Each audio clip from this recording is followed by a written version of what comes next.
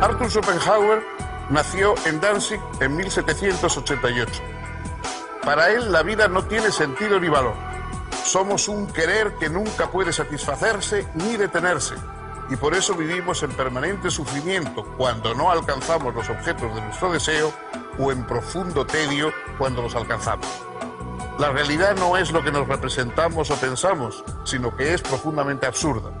Para Schopenhauer, este mundo es el peor de los mundos posibles.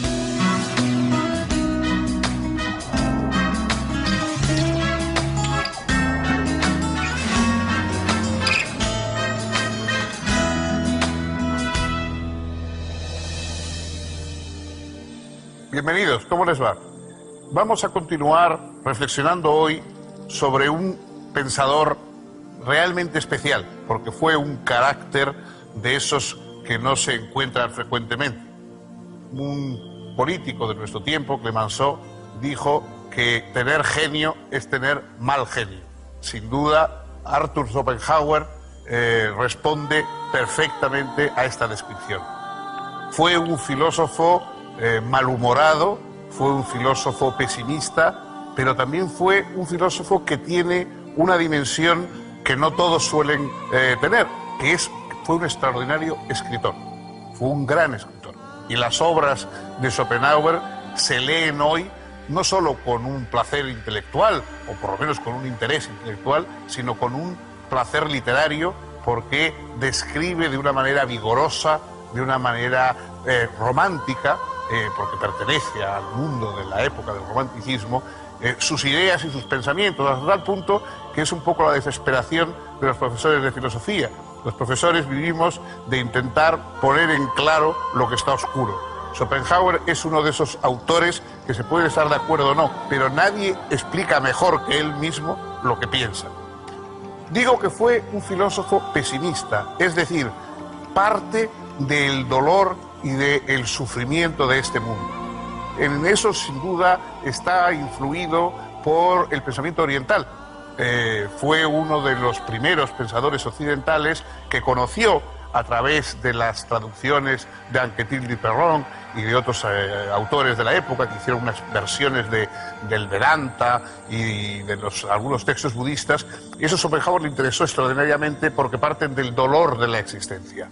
¿Cómo podemos escapar del dolor de la existencia? ¿En qué consiste este mundo en el que vivimos anhelando cosas que no llegan y que nos hacen sufrir y que cuando llegan nos sacian y nos hastían e inmediatamente nos proyectan hacia otros deseos? Esa cadena de deseos, esa cadena de dolores, que es esa especie de afán y desasosiego permanente que es la vida humana, ¿cómo podemos salir de ese círculo dramático? ¿Cómo podemos escapar de la maldición de la voluntad? Este fue el centro, el núcleo del pensamiento de Schopenhauer. Arthur Schopenhauer provenía de una familia de origen holandés. Su padre era un próspero comerciante. Nació en la ciudad libre de Danzig y cuando ésta fue anexada al Imperio Prusiano, su familia se trasladó a Hamburgo. Allí, el joven Arthur realizó sus primeros estudios. Al llegar a la adolescencia, su padre le permitió viajar por Francia e Inglaterra. Luego lo dirigió a la carrera comercial. Sin embargo, en 1805 el padre de Schopenhauer se suicidó y poco después, este manifestó a su madre, con la que siempre tuvo una pésima relación, que deseaba dejar el negocio familiar y dedicarse al estudio.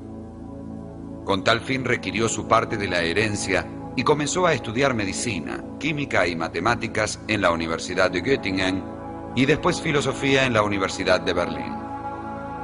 En 1813 obtuvo su doctorado en la Universidad de Jena con una tesis titulada Sobre la cuádruple raíz del principio de razón suficiente. La originalidad de Schopenhauer radicaba en la demostración de que el principio de razón suficiente, que establece que no hay nada que no tenga una razón de ser, se manifiesta en 4 formas distintas, irreductibles entre sí. Para ello, reducía todos los aspectos de la realidad a 4 clases básicas: los objetos empíricos, los conceptos abstractos, los objetos matemáticos y el yo, que es el objeto del autoconocimiento. el principio de razón suficiente no se aplica de igual manera a estos diferentes fenómenos.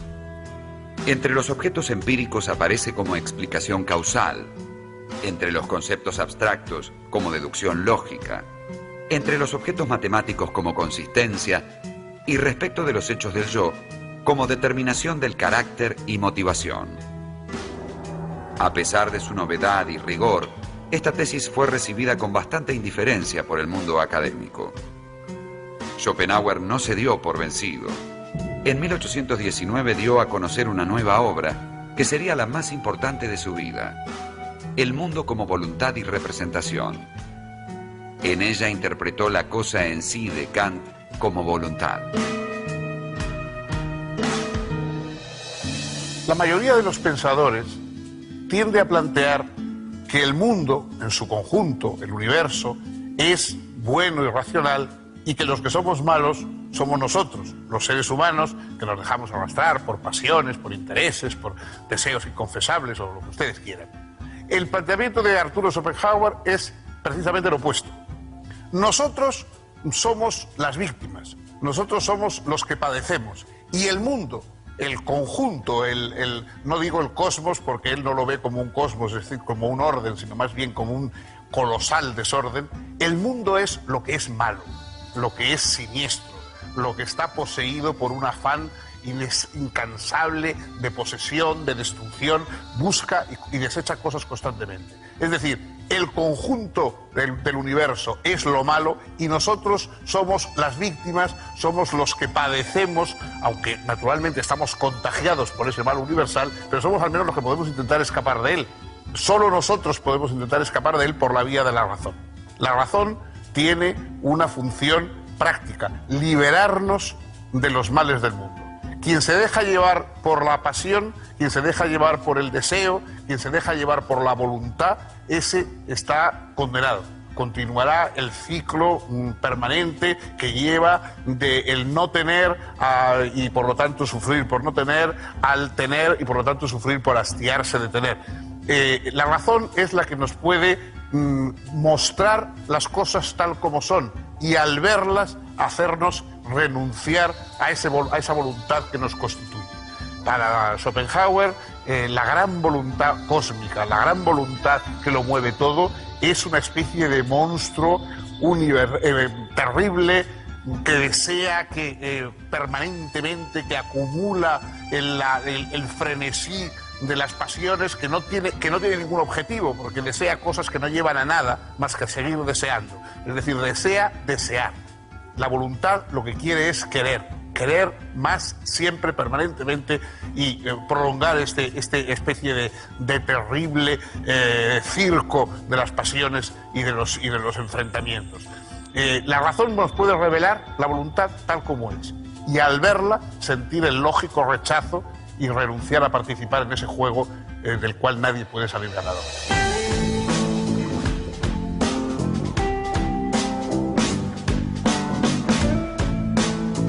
En 1836, Schopenhauer publicó un ensayo filosófico sobre la voluntad en la naturaleza, que, como sus obras anteriores, pasó casi desapercibido.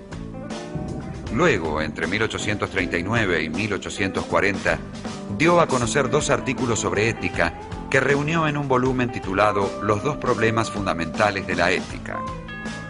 El primero de ellos, que trataba sobre el libre albedrío, obtuvo un premio de la Academia de Ciencias de Noruega.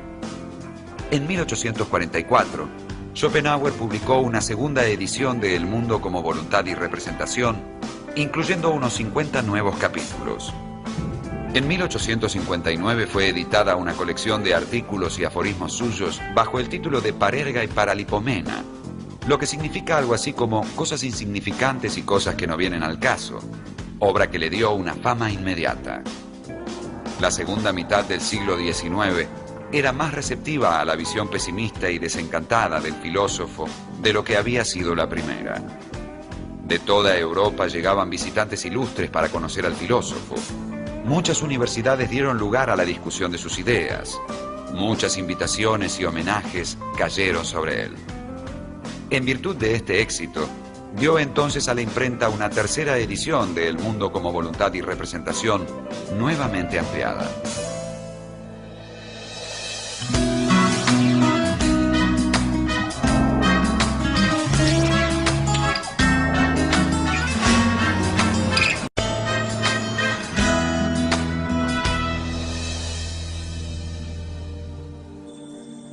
Schopenhauer fue un pensador que tuvo unos interesantes apuntes artísticos. Él era un hombre extraordinariamente dotado para el arte, le encantaba el teatro, le encantaba, por supuesto, la literatura, en particular la literatura española. Fue traductor de Baltasar Gracián al alemán y, por supuesto, fue uno de los primeros que convirtió ya no tanto al Quijote, pero a Calderón, sobre todo en La vida es sueño, etcétera, es uno de los pensadores teatrales importantes de Europa.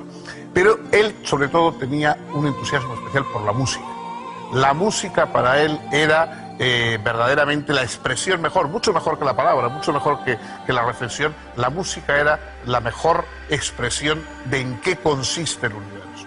Cuando oímos a una gran creación musical, estamos algo así como oyendo el rumor de la voluntad, el rumor del mundo, a la vez seductor, crispante, relajante, vigorizador. Todo lo que el mundo es lo podemos escuchar por medio de la música, y la música nos revela la esencia del universo mejor que ninguna palabra o ninguna otra cosa.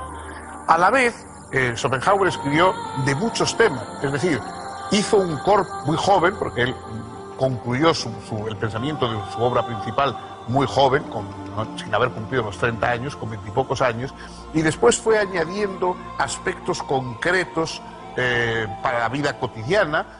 Hablaba pues desde los duelos, el espiritismo, y dedicó unas reflexiones al tema del amor y de la mujer que son o han sido por lo menos muy comentadas a lo largo del tiempo, porque es uno de los pocos pensadores que habló de la sexualidad.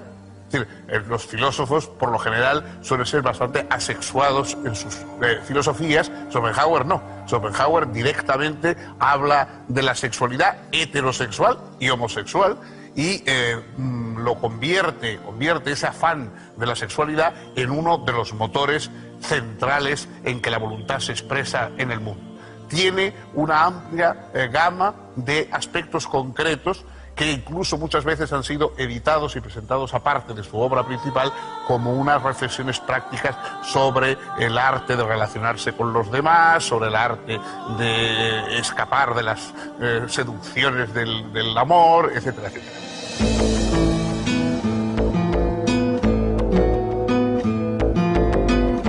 En su obra, Schopenhauer percibió que nuestro cuerpo nos es dado como objeto fenoménico, pero a la vez, interiormente, como voluntad de vivir. Somos una corriente agitada de pasiones e impulsos. Nuestra interioridad es la vía regia para acceder a la cosa en sí, en tanto somos criaturas de voluntad. Y, según Schopenhauer, todo lo es. Toda la realidad es en el fondo un querer que se quiere infinitamente a sí mismo en la multiplicidad de sus objetivaciones, sin alcanzarse nunca. Incluso nuestro entendimiento es un recurso de ese todo que es voluntad, y en virtud del que somos un deseo eternamente insatisfecho. Corremos detrás de diferentes objetos solo para jamás alcanzarlos, o, si los alcanzamos, para enseguida hartarnos de ellos. Porque todos esos objetos son solo representaciones que la misma voluntad pone ante nosotros. Nuestra vida es, por eso, permanente sufrimiento. Para escapar de esta maldición hay tres vías. La primera es la contemplación estética, porque, aunque sea por pocos instantes, en ella la voluntad se aquieta. Las diferentes artes se corresponden a diversos grados de objetividad de la voluntad, desde la arquitectura, a través de la escultura, la pintura y la poesía, hasta la tragedia, en la que se presenta el conflicto de la voluntad consigo misma. En cuanto a la música, ella es para Schopenhauer una reproducción de la voluntad misma. Pero, en mayor o menor medida, todas las artes son liberadoras, al permitir el surgimiento de la contemplación desinteresada, aunque no alcanzan para redimir al hombre de la vida, sino que solo significan un alivio momentáneo. La segunda vía consiste en desenamorarse de la vida, porque es la voluntad la que nos hace apegarnos a la vida. En este camino ascético se desarrolla la compasión, por la que me hago cargo de todo el sufrimiento del mundo. Busco activamente el sufrimiento propio y ajeno, de modo que mi interés por la vida va disminuyendo progresivamente. La tercera vía es cambiar la voluntad por la no-luntad, dice Schopenhauer. Es decir, transformar el querer en el no querer, aniquilando en nosotros todo deseo. Se trata del acceso al nirvana, la extinción. Schopenhauer no vivió según ideales ascéticos, ni buscó el anonadamiento de su ego, ciertamente poderoso. Cuando se le reprochaba esto, contestaba que no tenía por qué vivir exactamente como pensaba. Amó razonablemente la vida y la disfrutó especialmente en sus últimos años, en los que se vio súbitamente célebre y apreciado. Falleció apaciblemente en 1860 en Dresden.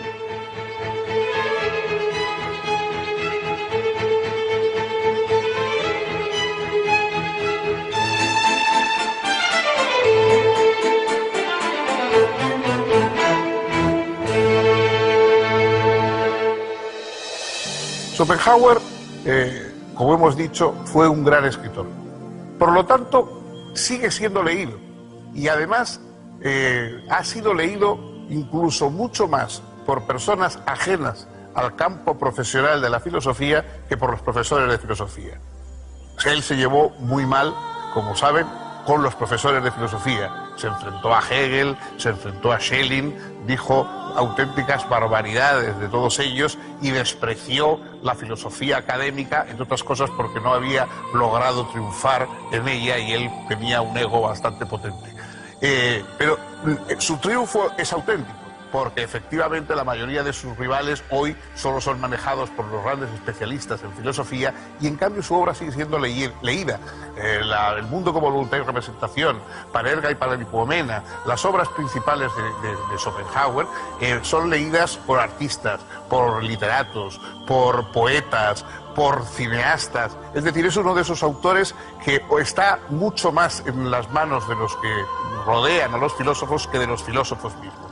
Pero sobre todo hay algo en la posteridad de Schopenhauer que fue un triunfo extraordinario, porque nada menos que Sigmund Freud encontró en la obra de Schopenhauer el primer atisbo del planteamiento de lo que era el psicoanálisis, hasta tal punto, porque la teoría de la locura en Schopenhauer es tan semejante a la doctrina de Freud, incluso habla de que es un olvido voluntario de algo insoportable, que uno se olvida y se sustituye por un falso recuerdo, etcétera. En fin, es hasta tal punto semejante la doctrina de Schopenhauer de la doctrina de Freud, que Freud se creyó obligado a decir que él no había leído a Schopenhauer hasta haber expuesto su doctrina, que fue después algún amigo que le dijo el parecido que existía entre la teoría del psicoanálisis y el pensamiento de Schopenhauer.